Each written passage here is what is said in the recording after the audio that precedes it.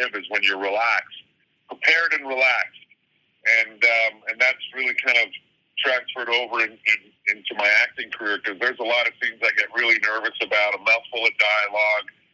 Do I have the right intention? And once I relax, I do the work and just let it flow. It really serves me, and boxing was the epitome of that for me. You're like fourth, fifth generational athlete. How did it feel to not carry that mantle on and make that transition into acting? Oh, I mean, I feel like I still carry the mantle, because I enjoy boxing immensely. I love going boxing. I love teaching boxing. If there's a kid in the gym and helping somebody out, so I'm fine. I competed in the amateur level, but I didn't turn pro, and I'm fine with that. And but boxing is still a huge part of my life, so it's really hasn't left me. You became a stuntman. One of these people in Hollywood that no one gets little or no credit until now. The Fall Guy, which is dedicated to the stuntman. How did that make you feel to see that acknowledgement of those people behind the scenes? Oh man, that not only like it was so great to watch, but being in this industry and get to see the magic that they do and what they put themselves through.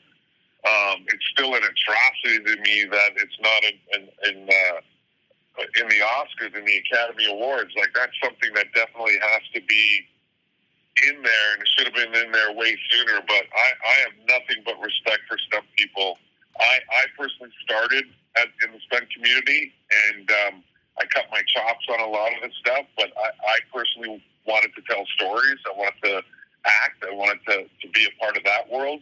But it had a lot to do with, I don't think I could have done the things that these guys do, because it's just next level. So I have so much respect for stunt people. They make me look good, so I'm happy about that. I have a stunt guy in town who's done, like, we've worked together for 15 years, Glenn Ennis, and he was an ex-rugby player. He's in the Canadian Hall of Fame, and he makes me look really good when these big fight scenes are happening. I love to do my own fight scenes. I just hate falling. I hate falling. So any falling stuff he kind of helps me out with, or getting thrown against a tree, he's the guy. But I love doing my own fight stuff. So, yeah, I dig it. You, one thing that's in common in all of the things that you've done is staying in shape and eating good. And I mean, it translates to one to the other. What is your secret?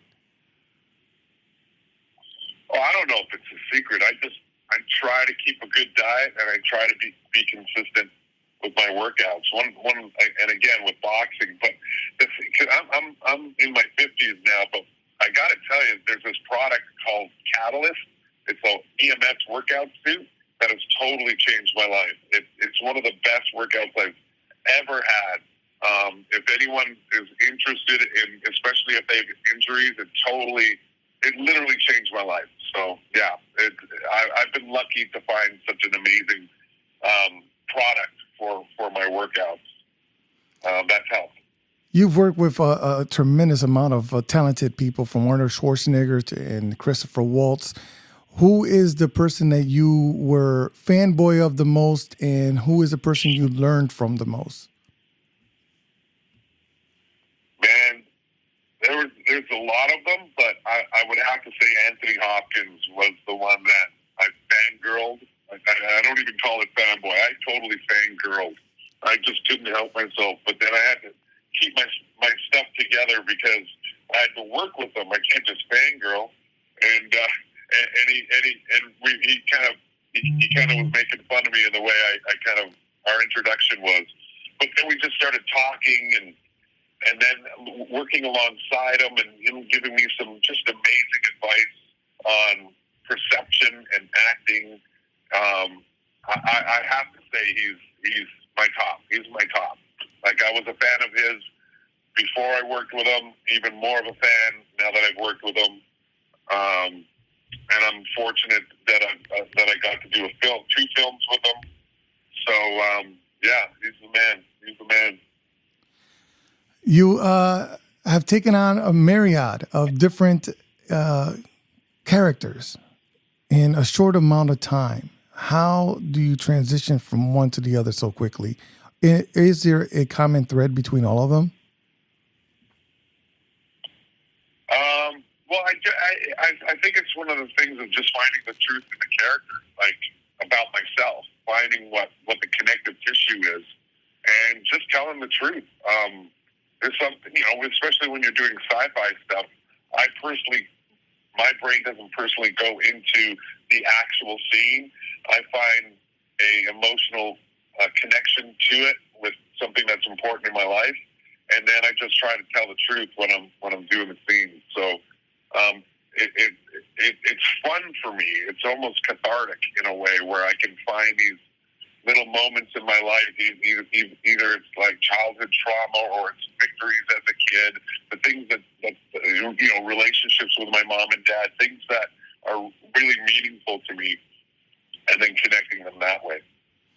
You have now been part of Snowpiercer for a long time in Hollywood standards.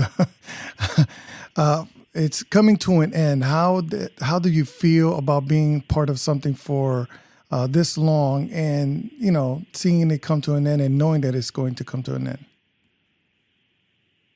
Well, one, I was just extremely fortunate to not only be a part of the show, but the creative freedom that the executives and the writers gave me, and working with such an amazing cast, like incredibly talented actors. And for me, the ride was awesome, and it's even better when